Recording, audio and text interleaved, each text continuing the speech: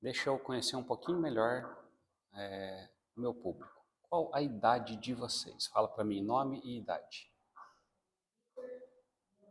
Vai fazer 14. Que mês que você faz 14? Agosto. Júnior vai fazer 12. Lucas 10, muito bem. Gabriel 12. Marcelo 14. Qual é o seu nome? Lucas. 7 anos, muito bem. Bom, quando eu tinha aproximadamente,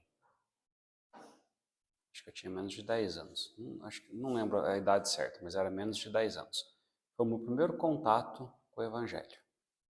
Nessa época, ninguém da minha família estava na igreja, ninguém. Os meus pais ainda estavam casados, depois eu vou contar como eles se separaram, mas eu morava com os meus pais e nenhum deles ia para a igreja, nem de vez em quando, nunca. Nessa época eu era filho único, depois nasceu a minha irmã, eu tenho uma irmã só, que é 9 anos mais nova do que eu. E eu tinha um tio, tenho um tio, irmão do meu pai, que nessa época frequentava a igreja presbiteriana. Nós somos da Presbiteriana Renovada, ele era da Presbiteriana do Brasil. É meio que uma igreja mãe da nossa igreja. A nossa igreja nasceu da Igreja Presbiteriana do Brasil, da Presbiteriana Independente. Alguns irmãos saíram de lá e fundaram a nossa igreja, a Presbiteriana Renovada. O meu tio, nessa época, lá em Londrina, morei um tempo em Londrina, ele frequentava a Igreja Presbiteriana do Brasil. E eu me lembro que uma vez ele me levou numa escola bíblica, igual hoje.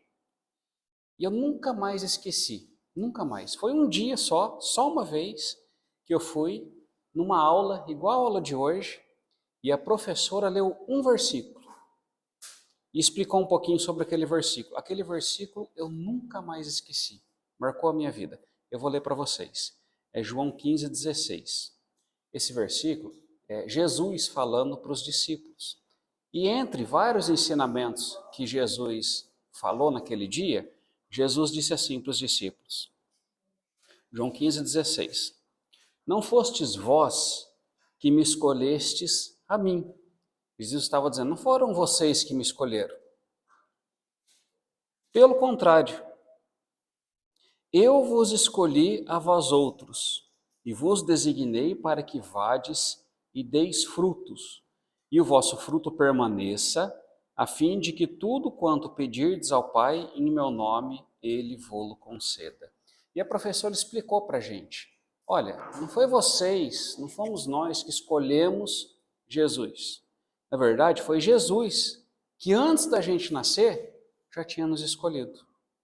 Jesus falou para os discípulos, fui eu que escolhi vocês.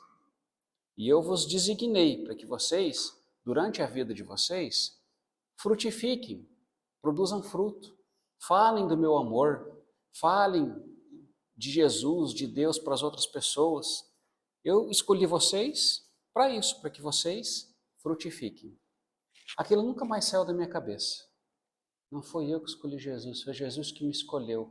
Mas aí, como os meus pais não eram da igreja, a vida seguiu, eu nunca mais fui para a igreja, e aí eu passei uma fase muito difícil na minha vida. Todos vocês, deixa eu fazer uma pergunta pessoal. Todos vocês ainda moram com o papai e com a mamãe? Vocês são meninos abençoados. Eu tenho certeza que vocês conhecem muitos amigos, talvez até na escola de vocês, que o pai e a mãe já se separaram faz tempo, não mora mais com o papai e com a mamãe. O meu filho, Gustavo, ele tem 16 anos. Na escola dele, acho que a maioria, a grande maioria das crianças, dos adolescentes, já não tem mais os pais juntos, se separaram. Aconteceu isso comigo quando eu tinha 10 anos. Quando eu tinha 10 anos, os meus pais se separaram. Para mim foi muito difícil. A minha mãe era a minha heroína. O meu pai era presente também, mas a minha mãe era a minha heroína. A minha mãe me dava atenção, brincava comigo, me ensinava as coisas de tarefa, me acompanhava na escola. E quando eles se separaram, eu fiquei morando, não foi nem com meu pai e nem com a minha mãe, foi com a minha avó, mãe da minha mãe. Minha mãe foi embora para o Mato Grosso. Naquele tempo ela achou que lá no Mato Grosso tinha oportunidade para ganhar dinheiro, para fazer a vida. Ela trabalhava numa loja em Londrina, era gerente de uma loja. Mas ela resolveu ir para o Mato Grosso para tentar fazer dinheiro por lá. E meu pai ficou aqui em Maringá, mas daí a gente não morava com o meu pai, a gente morava com a minha avó. Então para mim foi muito difícil. Eu tinha 10 anos, eu tinha uma irmãzinha que tinha 1 ano, e a gente morava com a nossa avó, que era uma mulher analfabeta, que não sabia ler e nem escrever. Então eu tinha que resolver as coisas de casa com 10, 11 anos. Eu tinha que pagar o aluguel de casa na imobiliária. Quando ia para o mercado, minha avó estava junto, mas eu que tinha que fazer o cheque para pagar a compra. Então foi tudo muito difícil. Eu tive que ir amadurecendo muito rápido. E parecia que a vida tinha acabado para mim quando os meus pais se separaram. O tempo passou, eu via minha mãe uma vez por ano só, aliás, 2 vezes por ano ela vinha. Mato Grosso é longe, então ela vinha no meu aniversário para me visitar em junho e depois vinha no final do ano em dezembro, no Natal. Então eu via minha mãe 2 vezes por ano só. Era muito triste. Quando ela ia embora, eu ficava no portão chorando.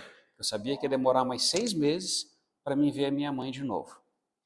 E nesse tempo também ainda não tinha mais nenhum contato com a igreja. De vez em quando, uma outra tia minha aqui de Maringá ia na Quadrangular, Igreja do Evangelho Quadrangular.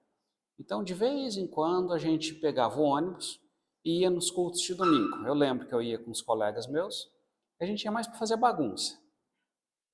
Mas assim, a gente gostava das canções, tinha umas músicas legais na Quadrangular, tinha bastante jovens, de vez em quando tinha um retiro, de carnaval. Daí no retiro a gente ia, porque era gostoso, né? Ficar 2, 3 dias fora de casa, mas também não ligava muito para Deus, não. Eu ia mais porque achava legal, gostava das músicas, mas eu nunca me esqueci daquele versículo de quando eu era criança. Não foi vocês que me escolheram, eu escolhi vocês. Rogério, eu te escolhi. Eu escolhi cada um de vocês. Aquilo nunca saiu da minha cabeça. Passou um tempo, eu fui morar em outro estado, no Mato Grosso. Lembra que minha mãe foi para o Mato Grosso? Aí ela levou a gente para morar lá com ela. Aí eu já tinha 14 anos, já tinha terminado o 1º grau, ia começar o 2º grau lá. Lá no Mato Grosso, eu morei por 4 anos. Lá eu comecei a praticar esportes, joguei bastante basquete, joguei handball. Futebol eu nunca soube jogar não, eu gosto de futebol, mas quando eu jogava eu ia pro gol. Acho que a minha habilidade era com as mãos, eu era perna de pau. Mas no gol, de vez em quando, eu tomava um peru, aí não dava muito certo. Aí eu fui logo pro basquete. No basquete eu me dei bem. Aí no basquete eu joguei quase 3 anos. E nesse tempo eu me lembro que tinha uma menina na minha sala, quando eu estava no 2º ano. Uma menina bem bonitinha, que gostava de mim. Mas ela era crente, ela era evangélica. Eu pensava, Deus me livre namorar uma menina crente. Eu achava que o pessoal que era evangélico, o pessoal que era da igreja, era um pessoal chato, quadrado, que não se diverte. Então eu não queria nem saber dessas coisas perto de mim. Eu não namorei aquela menina só porque ela era evangélica. Ainda bem, né? Porque eu nem era da igreja. Ainda bem para ela, né? Que eu não namorei ela. Nesse tempo, eu aprontei bastante. Eu me lembro que teve uma vez, eu era bom de escola. Eu nunca reprovei. Nunca. Sempre tirava notas boas. Mas eu era meio bagunceiro. Então eu sentava lá no fundo, adorava passar cola para meus colegas. Eu não precisava colar, porque eu sabia, mas eu adorava passar cola para todo mundo. Teve uma vez que a gente, lá no Mato Grosso isso, nunca façam isso. A gente teve uma ideia mirabolante. Tinha um secretário do colégio que era chato, pensa num cara chato. Aí a gente falou assim, vamos aprontar com ele, chamava Osni. Vamos aprontar com o Osni? O que a gente vai fazer? Vamos tirar cópia da chave da secretaria, sem ele perceber, e depois a gente vai entrar na secretaria e pegar o resultado das provas. Mas como que a gente vai fazer isso? Aí teve um dia que estava tendo jogos, e lá na cidade que eu morava, quando tinha jogos, todo mundo se reunia para assistir. Então estava tendo jogos, o Osni estava lá e ele nunca largava a chave da secretaria. E era bem no meu colégio os jogos. A gente ficou só de olho, a hora que ele distraiu um pouquinho, alguém pegou assim bem de mansinho a chave, correu num chaveiro, fez a cópia da chave, trouxe de volta e colocou ali onde ele estava, e ele nem percebeu. E daí a gente tinha a chave da secretaria do colégio. O que a gente fez de madrugada? Juntamos uns 5, 6 colegas, todo bagunceiro, e eu no meio. E a gente foi lá, entrou na secretaria, de madrugada, pegamos a prova. Naquele tempo nem tinha celular, então a gente teve que copiar rapidinho as respostas, porque daí a gente já tinha a resposta do professor, né, o gabarito da prova. Copiamos tudo rapidinho, de madrugada, um lá no portão do colégio, vendo se não chegava ninguém, outro na porta da secretaria. A gente copiou, trancou de novo a secretaria e fomos embora no meio da madrugada. No outro dia, a galerinha da bagunça já sabia tudo que ia cair na prova. Eu nem precisava fazer isso, porque eu era bom de escola. Eu fui só para fazer bagunça. Então, nesse tempo, a gente fazia bastante bagunça. Eu lembro de algumas vezes que eu chegava em casa de madrugada. Eu já tinha uns 17 anos, mais ou menos. Chegava em casa de madrugada, porque saía com os colegas, depois ia para o barzinho. Eu nem gostava de beber, mas bebia só porque parecia que era legal com a galerinha. Cerveja, um trem ruim do caramba, amargo. Que graça tem beber cerveja? É amargo, é ruim. Mas eu bebia só porque todo mundo estava bebendo, então eu queria beber também para ficar igual a turma, legal que nem a turma. Bebia um pouquinho, já ficava bêbado já, porque não era acostumado a beber. Aí chegava em casa bêbado, fedido. Isso eu era novo, eu tinha 17 anos. Então, esse tempo, eu nunca fui assim, de dar trabalho para os meus pais. Eu obedecia meu pai, obedecia minha mãe, mas eu era meio rebeldinho. Adorava bater boca com o professor em sala de aula. Então, o professor queria falar alguma coisa que eu não concordava, eu já queria discutir com o professor em sala de aula. E no meu tempo, não é igual hoje. Hoje, vocês são muito protegidos na escola.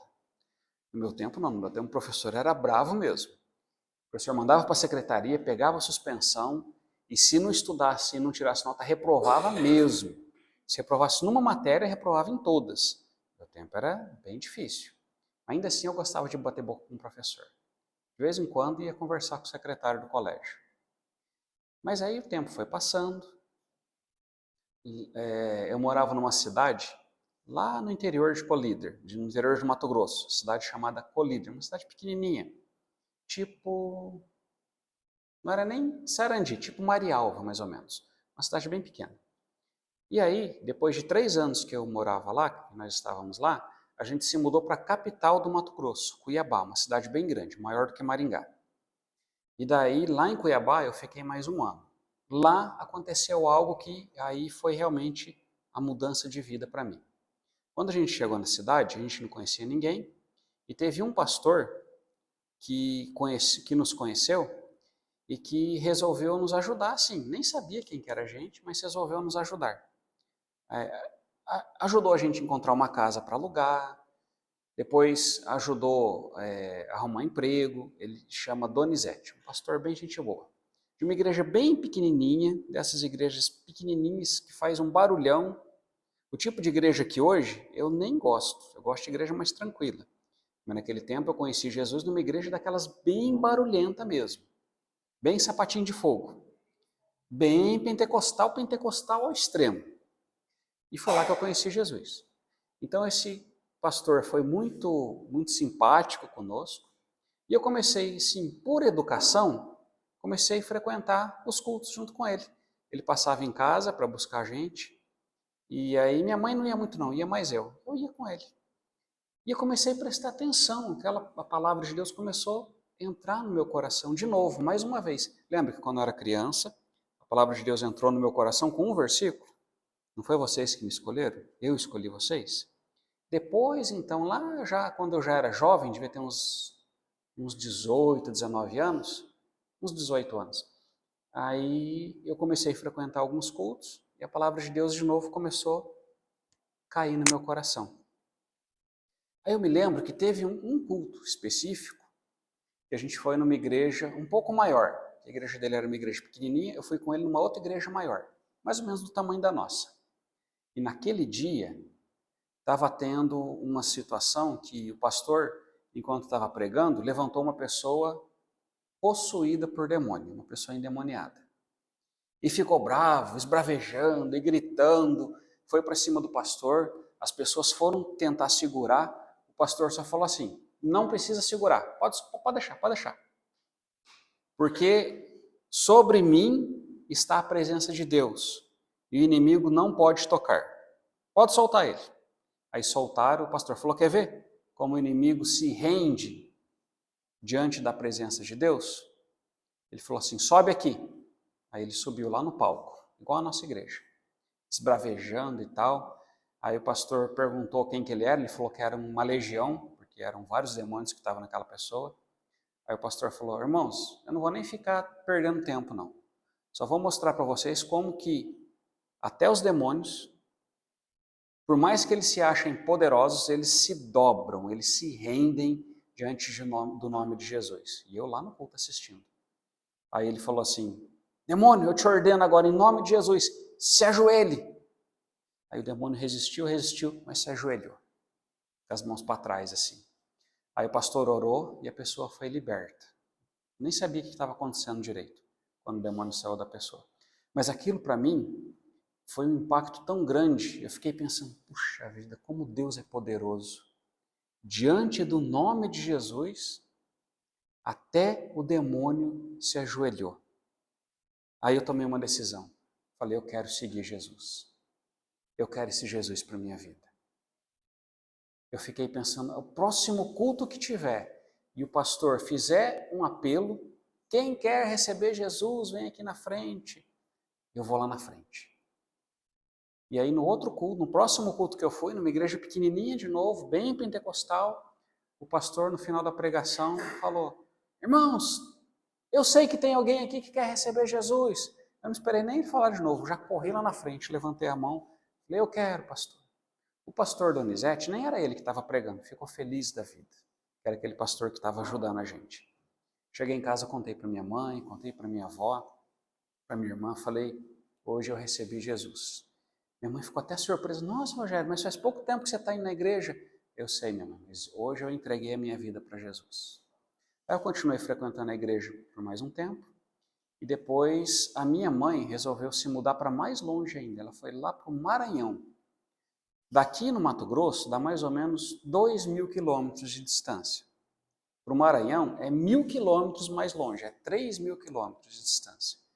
Aí eu pensei, eu já tinha terminado o segundo grau, pensei, se eu for para lá, eu vou ter pouca chance de estudar. O meu pai estava aqui em Maringá. Eu falei, mãe, eu não quero ir para o Maranhão não, eu posso ir morar com meu pai?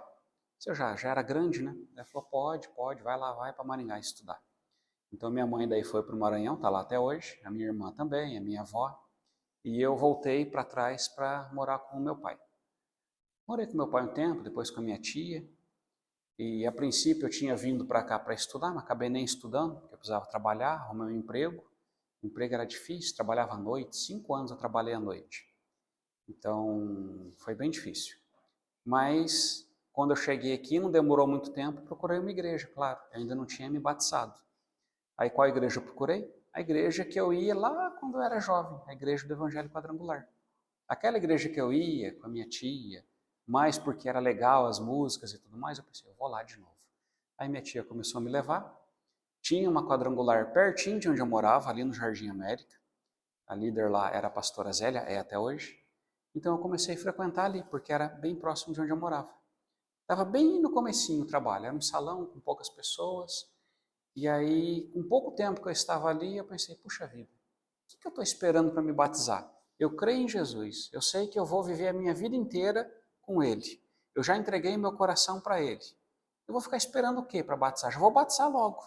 Aí eu conversei com ela, no próximo batismo que teve, eu desci as águas do batismo. Eu tinha 20 anos. Nunca mais me arrependi. Nunca mais olhei para trás. Hoje eu tenho 45, então já fazem 25 anos que eu sirvo a Deus.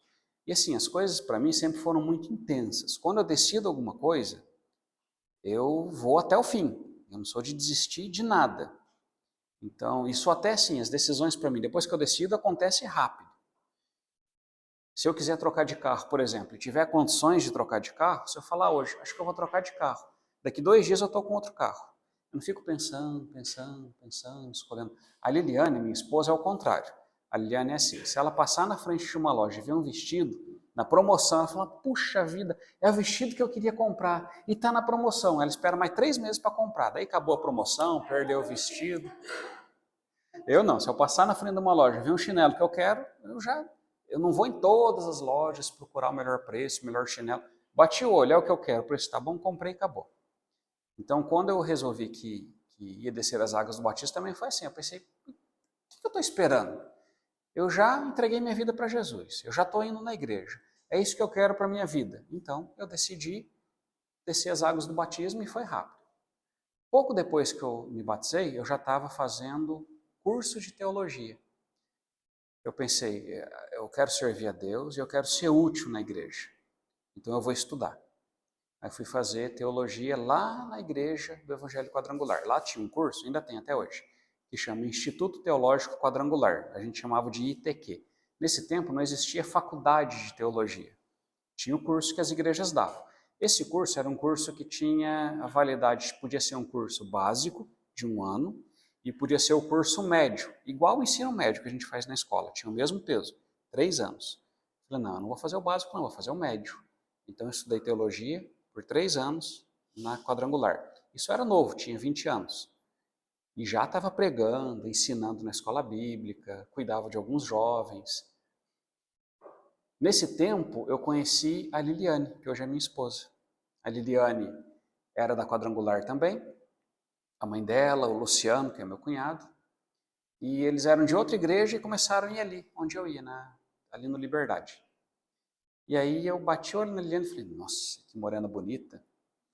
Aí comecei a me aproximar da Liliane, a Silvani, que é a mãe da Liliane, adorou a ideia, ela já viu, né, que eu estava de olho na filha dela, adorou a ideia da filha dela namorar um rapaz que talvez um dia pudesse ser pastor. Nesse tempo era meu sonho ser pastor. E aí logo eu comecei a namorar a Liliane, a gente namorou 1 ano, depois nós ficamos noivos por mais 1 ano, e depois nós nos casamos. E aí passou um tempo, eu já não estava muito feliz na Quadrangular por um motivo. Não que a igreja fosse ruim, é uma igreja ótima. Mas a Quadrangular, o estilo principal dela, o que eles focam mais, é o louvor. Eles têm palavra também, mas a palavra é mais um arroz com feijão, para novo convertido. Mais uma palavra para quem está chegando na igreja. E eu sempre gostei demais da palavra, já tinha estudado teologia. E aí conheci a Presbiteriana Renovada, a nossa igreja, através de um amigo meu que trabalhava comigo. Ele falou, faz uma visita lá na minha igreja. Nesse tempo nem existia esse templo aqui ainda. A gente frequentava um salãozinho lá no Liberdade. Aí eu fui lá, gostei demais da pregação do pastor Davi. Falei, puxa vida, é aqui mesmo que eu vou ficar. E estou na Renovada até hoje. Depois a gente veio, construiu o templo e tudo mais. Passou o tempo, aí surgiu a faculdade de teologia aqui em Maringá, lá no Sesumar. O pastor Davi fez primeiro do que eu, ele fez a primeira turma. Mas naquele tempo eu ainda não conseguia pagar uma faculdade. Então eu falei, vou esperar mais um pouco. E aí passou mais uns 3 anos, daí eu tive a chance de fazer a faculdade de teologia. E até nisso eu fui muito abençoado pela igreja, porque eu consegui uma bolsa de 50% lá no Sesumar, e a outra metade a igreja pagou para mim. Falou, não, nós vamos investir no teu ministério, nós vamos pagar o teu curso. E daí eu fiz a faculdade mesmo de teologia lá no Sesumar. Passou o tempo, aí eu fiz uma outra faculdade de arquitetura. Eu sempre gostei de projetar, de criar. Então eu fiz faculdade de arquitetura, terminei já deve ter uns 3 anos mais ou menos. E eu trabalho na prefeitura. Bom, mas enfim, foi muito bom para mim ter estudado teologia. Isso me trouxe o conhecimento que eu precisava, eu sempre tive vontade de ensinar, de pregar. Eu sei que eu vou servir a Deus pela vida inteira. Talvez aconteça um dia de eu ser pastor, não sei. Foi meu sonho lá atrás, hoje é um sonho mais adormecido. Mas eu quero ser útil, não importa o título. Se é pastor, se é presbítero, se não é nada, eu quero ser útil, da forma que eu puder. O conselho que eu trago para vocês: levem a vida cristã a sério, porque é a maior decisão de vocês na vida. Talvez chegue um tempo que vocês, principalmente quando forem para a faculdade, vai ver que a maioria dos seus amigos não são da igreja. Alguns vão até oferecer coisas ruins para vocês. Eu fumei bem pouquinho, só porque eu achava legal. E depois também já abandonei, graças a Deus, porque do cigarro para maconha é um tapa. E hoje tem a porcaria do tal do cigarro eletrônico. Então, corre disso, quando a galerinha oferecer para vocês. Vai chegar um tempo que a vida cristã acaba se tornando uma decisão que pode ser na infância, que pode ser na adolescência, mas chega uma hora que a gente amadurece como cristão.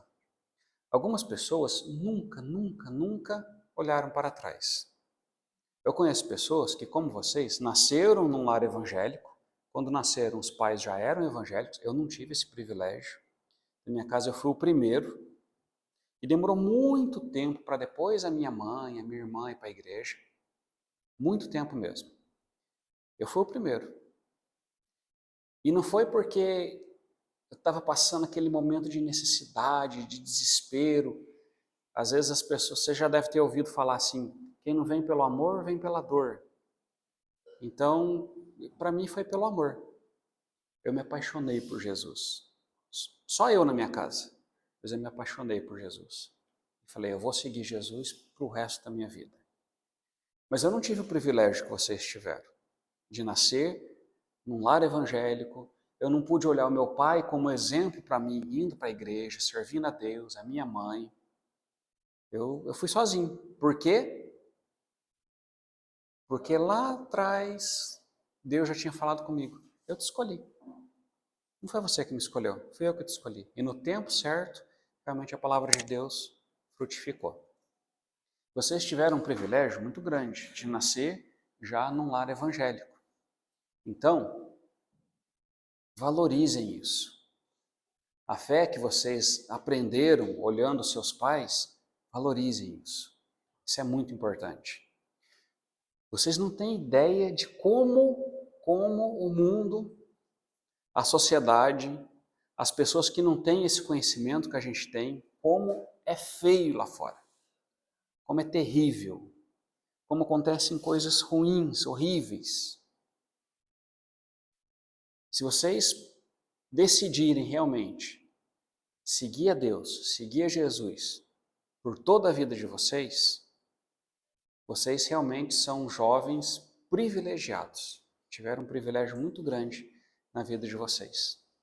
Vai chegar um tempo de ir para a faculdade, e isso é necessário. Vocês não podem ser jovens preguiçosos, que não gostam de estudar. Vocês precisam levar o estudo a sério, precisam fazer uma boa faculdade, precisam ter uma boa profissão, mas acima de tudo, vocês nunca podem, nunca devem deixar Deus de lado, deixar Jesus de lado, porque essa é a maior decisão, a mais importante que alguém pode tomar na vida. Bom, falando um pouquinho da minha conversão, foi assim, uma sementinha que foi plantada lá no meu coração quando eu era criança. Essa semente voltou a crescer quando eu era jovem. Teve um culto em específico que eu vi o poder de Deus, a autoridade de Jesus, aquilo me impactou. E dali para frente eu decidi que realmente eu ia seguir a Jesus, eu ia servir a Deus por toda a minha vida. E assim foi. Eu já tive várias experiências depois disso, por exemplo, eu já expulsei demônios, embora não seja a minha praia, mas a gente não se acovarda. Se aparecer um endemoniado na minha frente, eu não vou pensar duas vezes para expulsar o demônio dele. Por quê? Porque o nome de Jesus, o Espírito Santo que habita em nós, o poder de Deus que está em nós, é muito mais poderoso do que qualquer outra coisa. Lá onde eu trabalho, tem pessoas que... Tinha uma menina, ainda tem, mas não está mais no meu setor, que ela é da Umbanda. Não é nem da Umbanda, é pior, é Quimbanda. É mais o lado negro ainda. Então faz trabalho de magia, de feitiçaria, ela não esconde não, ela fala que faz mesmo. Todo mundo no setor morria de medo dela. Até os chefes, essa menina vai fazer um trem aí para mim, vai... Eu falava que nada. Sobre a nossa vida, não tem perigo de nada. Pode fazer trabalho, bruxaria, feitiçaria, pode fazer o que for, porque sobre a nossa vida está o poder de Deus. Deus habita em nós, o Espírito Santo habita em nós. Eu falo isso para o meu filho de 16 anos, o Gustavo. Você não precisa ter medo de nada, meu filho. O Espírito Santo habita em você. Você está protegido. sobre você existe um selo de Deus que diz: esse pertence a mim e ninguém toca. Quantos de vocês já foram batizados? Ninguém se batizou ainda? Ninguém foi batizado? Então vão pensando bem nisso. A nossa igreja normalmente é depois dos 11, 12 anos. Quando vocês sentirem, não é nem um sentimento, tá? É uma decisão mesmo, mas eu sei que vocês já amam a Jesus. Eu sei que vocês já amam a Deus. Então, não precisa ficar esperando, quando eu tiver 18, quando eu tiver 20, quando eu tiver 25. Quando tiver a possibilidade, conversem com os pais de vocês. Vocês vão fazer um discipulado, aprender um pouquinho mais. Não fique nem perdendo tempo, tá? Por quê? Eu sei que a decisão que vocês já tomaram, eu sei que vocês amam a Deus, amam a Jesus. Não precisa nem ficar esperando um anjo vir falar com vocês. Batiza, rapaz! Isso é uma decisão. E eu sei que vocês já decidiram no coração de vocês que vão seguir a Cristo por toda a vida. Uma coisa que é importante saber também é que ser cristão não é nem um pouco chato, e não é mesmo. Lá quando eu era jovem eu pensava, eu não vou ser crente nunca na vida. Esses crentes, porque eu tinha uma visão errada de crente, falava, esses crentes, as mulheres crentes, só usa saia lá no pé, não corta o cabelo, acho que nem raspa o pelo do sovaco. Deus me livre. Esses homens crentes o tempo todo com roupa social, não se diverte, não faz nada. E eu pensava, no passado era, e eu pensava, eu não quero saber disso. Tem algumas igrejas que até hoje é meio fechadona assim, mas eu vou falar para vocês, tá? E não tem nada a ver, ser cristão não tem nada a ver com isso. Não estou dizendo que essas pessoas não são cristãos, mas isso é totalmente desnecessário. Ser cristão significa amar a Cristo, seguir a Cristo. O que é pecado sempre vai ser pecado. Mas tem um monte de tabu mesmo. Que as pessoas acham que crente não se diverte. Claro que se diverte. Eu adoro ir ao cinema. Vou ao cinema com o Gustavo sempre que eu posso. Eu tenho uma foto, devia ter trazido para mostrar para vocês. Alguém já assistiu Star Wars?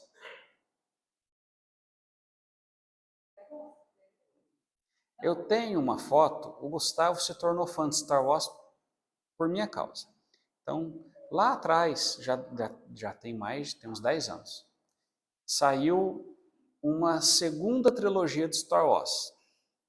E aí, quando surgiu essa segunda trilogia, na verdade a terceira trilogia, o filme era O Despertar da Força. Depois de muito tempo, lançaram um novo filme do Star Wars. E o Gustavo, meu filho, já tinha assistido os filmes antigos, porque eu falei que era legal, ele já tinha se tornado fã de Star Wars. Sabia tudo que tinha para saber do universo Star Wars. E eu tive uma ideia, falei, já sei, eu vou vestido de Jedi, eu e o Gustavo. E aí a gente arrumou um local que alugava roupa e eu fui vestido de Jedi. Então a gente foi, eu e o Gustavo, vestido de Jedi, com uma espada de sabre de luz, ele pequenininho e eu grande, a Eliane morrendo de vergonha, eu não estava nem aí. E a gente foi lá e foi uma curtição, foi muito bom. A gente adora sair para passear, a gente faz de tudo que vocês acham que é divertido, a gente faz. Eu já fui em um evento que teve aqui em Maringá, assisti MMA, que eu gosto muito, assisto UFC. Então teve um evento de luta, de artes marciais aqui em Maringá, a gente foi assistir, problema nenhum. A gente vai no cinema, a gente adora sair para comer, tô até gordinho por causa disso. A gente vai no parque de exposição, a gente se diverte de todas as formas. Só não fui assistir o jogo do Maringá com o Flamengo, com o Gustavo, porque a gente não conseguiu comprar ingresso. Senão a gente tinha ido assistir o jogo. Ah, muito bem. Então, ser crente é chato? Claro que não. De maneira alguma. Agora, eu não vou ficar, por exemplo, não vou num baile funk. Não vou encher a cara, ficar bebendo. Não vou ficar numa rodinha de narguile, que não tem nada de diversão.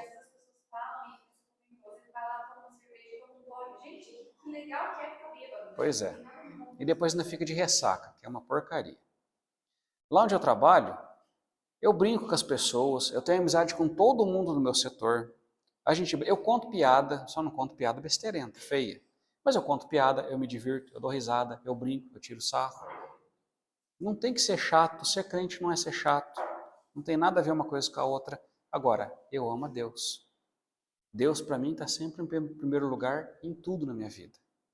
Isso é ser cristão. Não é ter um monte de regra chata, que eu tenho que seguir aquelas regras, eu tenho que me vestir desse jeito, eu tenho que falar desse jeito, eu tenho que me comportar desse jeito, porque isso é ser crente. Não tem nada a ver. Claro que eu vou fugir do pecado, mas eu levo a minha vida e demonstro para as pessoas que ser cristão é alegria, é celebração, é uma vida nova e é maravilhoso. E nunca me arrependi, nem um dia da minha vida, e nunca vou me arrepender. Pessoal, vocês querem fazer alguma pergunta? Querem compartilhar alguma coisa? Eu queria saber se, no período da sua infância e adolescência, quando você fazia arte, quando você bebia, fumava, se existia alguma voz, alguma coisa que falava para você que estava Boa errado. pergunta. Eu contei algumas artes só, tá? Porque eu fiz outros bem piores. Então, teve uma vez, por exemplo, lá no colégio também, que a gente teve a ideia brilhante de assaltar a cantina do colégio, só por vandalismo. Então a gente conseguiu também a chave da cantina, acho que mais ou menos do mesmo jeito. Aí a gente, de madrugada, entrou na cantina do colégio, só para roubar chocolate, chips, refrigerante. Nenhum de nós era miserável que não tinha dinheiro para comprar essas coisas, mas a gente queria fazer a coisa errada. Desafio. Era o desafio. Então, a gente arrombou a cantina do colégio, roubou um monte de coisa da cantina do colégio, só porque o cara que cuidava da cantina era o secretário, era o Osni. A gente não gostava do Osni, então vamos zoar com o Osni de toda forma que a gente puder. Então eu já fiz um monte de coisa assim, errada mesmo. Ficava. Só que como naquele tempo, assim, uma vez ou outra na vida eu ia na igreja católica. Porque quando eu era criança eu fui batizado na igreja católica. Então eu era católico porque os meus pais me batizaram na igreja católica. Mas eu não ia. Mas de vez em quando batia esse sentimento de culpa. E o católico tem aquele pensamento assim, como que eu faço para pagar os meus pecados? Eu vou na missa. Então fora da igreja, você apronta, pronta, pronta. Chega no domingo, você vai na missa e fez a tua parte. Pagou teus pecados. Então, de vez em quando eu ia na missa, eu colocava uma roupinha bonitinha, acordava cedo, ia para a missa, nem entendia direito o que estava rolando lá, mas eu ia para a missa, e aí parece que, opa, agora eu estou perdoado. Posso, é, posso aprontar tudo de novo, né? E que era um pensamento totalmente errado. Mas realmente, de vez em quando batia esse sentimento, mas puxa vida, o que eu estou fazendo não é legal diante de Deus. Isso não é bacana. Aí, de vez em quando apertava a consciência, que na verdade já era o Espírito Santo tocando no coração, eu dava um jeito de tentar resolver a situação. Ia para a missa e meio que estava tudo resolvido. Claro que não estava, né?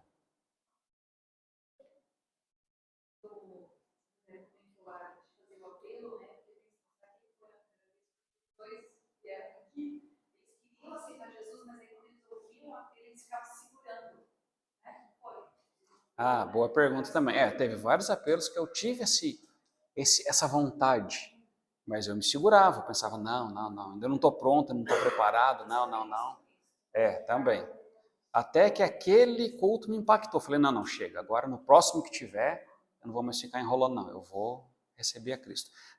E esqueci de comentar com vocês. Quando eu era adolescente, eu assistia muito, mas muito, muito, muito filme de terror.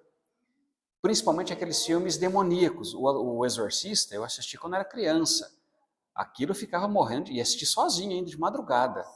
Então eu ficava morrendo de medo. Imagina se um dia o demônio me pega. Ai, meu Deus do céu. Eu morria de medo. E aí, aquele culto eu percebi, eu não tenho que ter medo de nada, porque Deus é mais poderoso do que qualquer outra coisa. E aí, realmente, aquilo tocou na minha vida.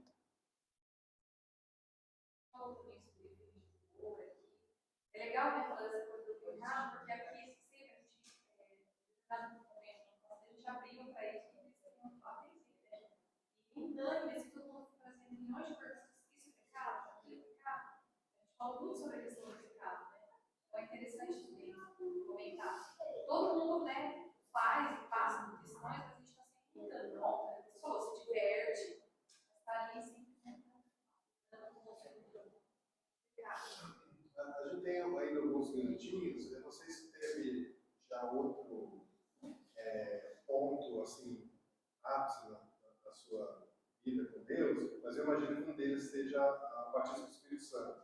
Ah, boa Então, pergunta. se você quiser comentar como... Ótima pergunta. Quando eu estava na Quadrangular, tinha um pastor que eu admirava demais, pastor Joãozinho. Ele era um pregador fenomenal. Eu sempre gostei muito de um bom pregador, de uma boa pregação. Ele era um ótimo líder. Ele não era o meu pastor. Eu estava com a pastora Zélia, mas eu admirava demais as pregações dele. De vez em quando a gente ia para a sede, lá para a igreja principal, e era ele que pregava lá. Quando eu resolvi fazer teologia, então ele sabia que eu estava estudando, de vez em quando eu tinha algum contato com ele e tudo mais. E eu desejava muito, muito, muito ser batizado com o Espírito Santo. Mas ainda não tinha acontecido. E eu sofria com aquilo.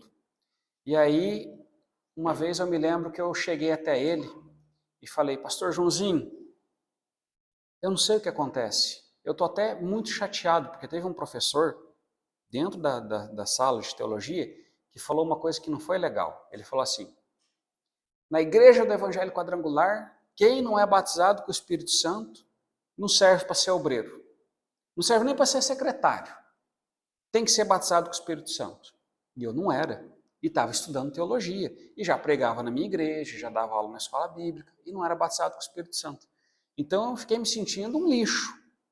E aí num dia eu desabafei com ele. Falei, pastor, um professor disse isso, isso e isso.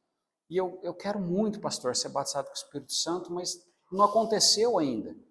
Ele me abraçou e falou, meu filho, eu sei do amor que você tem pelo Evangelho, da dedicação, e não depende de mim. Se eu tivesse o poder de te batizar com o Espírito Santo, eu orava e você saía batizado agora. Mas não leve a sério isso que te falaram, não. Nós temos muitos irmãos, inclusive da Presbiteriana do Brasil, que não acreditam no batismo com o Espírito Santo e são crentes, fiéis a Deus, e que trabalham e produzem, mesmo sem o batismo com o Espírito Santo. Então, não leve isso a ferro e fogo, não. Mas o batismo com o Espírito Santo realmente é importante. Mas é Deus que vai fazer acontecer na sua vida. Eu só vou te dar um conselho.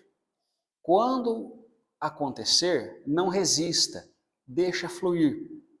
Porque às vezes a gente resiste, achando que não é o Espírito Santo. Eu me lembro que tinha alguns cultos naquele tempo que a gente fazia buscando o batismo com o Espírito Santo. E eu via as pessoas falando em línguas e comigo não acontecia. Até que um dia teve um pastor jovem que falou assim, nunca mais me esqueci.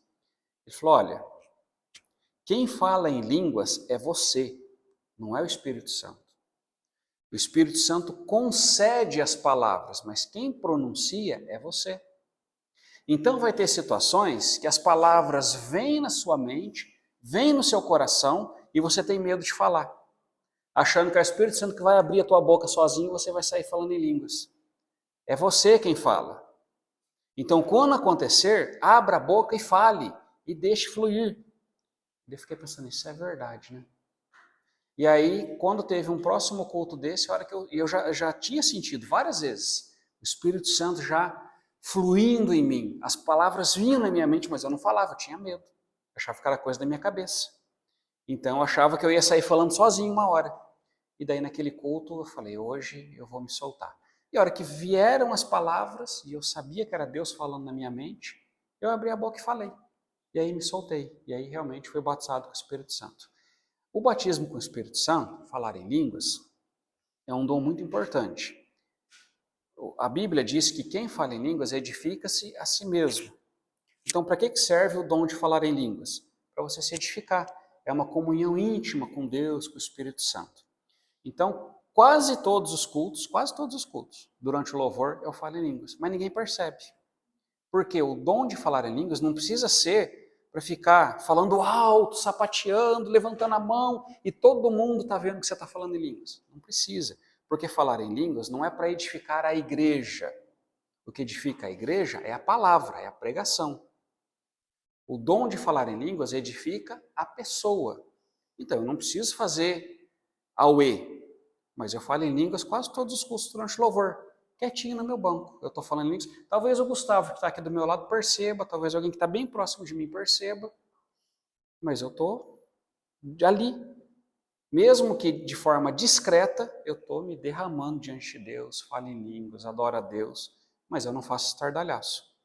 Vocês não me veem falando em línguas quando eu estou pregando. Não é que seja errado, mas que proveito tem, é o que o apóstolo Paulo escreveu. Se eu falar 1000 palavras em línguas para vocês, vocês não entendem nada. Eu prefiro falar uma na língua de vocês, em português, que vocês entendam, do que falar 1000 que vocês não entendem. Então, quando eu estou pregando, vocês não vão me ver falar em línguas, mas eu sou batizado com o Espírito Santo. Agora, isso é algo que realmente edifica cada um de nós. Então, quando vocês tiverem essa experiência, sentir o Espírito Santo mover o coração de vocês, perceber que aquelas palavras que vocês nem conhecem estão se formando na mente de vocês, não tenham medo. Abra a boca e deixe o Espírito Santo fluir, porque isso é importante. E essas palavras que vêm, né, ela acontece só no batismo, ou que nem você falou, durante o culto, não é uma coisa que você dá início, é uma coisa que vem do Espírito, e aí sim você tem a possibilidade de abrir ou não a boca, mas mesmo depois do batismo, ela ainda assim é algo que é iniciado no Espírito Santo, você dá continuidade ou depois não, aí você consegue falar... Não, é sempre o Espírito Santo que vem, que move você. Assim, se eu quiser dar uma de charlatão, eu posso falar em línguas, mesmo sem saber que o Espírito Santo está me movendo. Por quê? Algumas palavras que a gente fala com tanta frequência, a gente meio que decora. Então, se eu quiser, eu falo em qualquer momento. Mas eu sei, sendo sincero comigo mesmo, eu sei que não é o Espírito Santo que está me movendo. E sei quando é o Espírito Santo que está me movendo. Interessante também que falar em línguas é bem particular, tá? Vocês vão perceber que tem algumas pessoas que falam algumas palavras muito parecidas com outras. Eu percebi, quando eu comecei a falar em línguas, que, vamos chamar de idioma, vamos falar que é idioma, o idioma que eu falava era um idioma que eu não via outras pessoas falando com muita frequência. Uma vez um irmão lá da África, que estudou teologia comigo, eu ouvi ele falando em línguas, falei, puxa vida, o jeito que eu falo em línguas é muito próximo do jeito que ele fala. E é um jeito um pouco, eu tenho a impressão, que é um pouco puxado para o Oriente, mais para o hebraico mesmo, o jeito que eu falo. E é muito pessoal, tem pessoas que falam de um jeito, tem pessoas que falam do outro. É o Espírito Santo que te move, e quando isso acontece, deixa acontecer. Ah, mas eu posso controlar? Posso. A hora que vem essa emoção, esse sentimento, o Espírito Santo move. E se eu quiser, eu posso sair rodando na igreja, dando piruleta e falando em línguas, como eu posso ficar discreto no banco, falando em línguas, eu e Deus. Então eu tenho o controle. Tem pessoa que tem medo, se um dia eu for batizado no Espírito Santo, eu vou passar vergonha, porque eu vou sair dando cambalhota na igreja. Só faz se quiser. Se não quiser, não faz. Então ninguém passa vergonha porque foi batizado com o Espírito Santo. Ninguém. Agora, se eu quiser sair dando cambalhota na igreja falando em línguas, eu faço. Mas é porque eu quis. Não é porque o Espírito Santo me mandou fazer, não. O Sebas também ele falava em línguas e era um dialeto que a gente nunca ouviu ninguém falar igual. Tem, acho que tem a ver com isso que você falou, né? Tem a particularidade de cada um.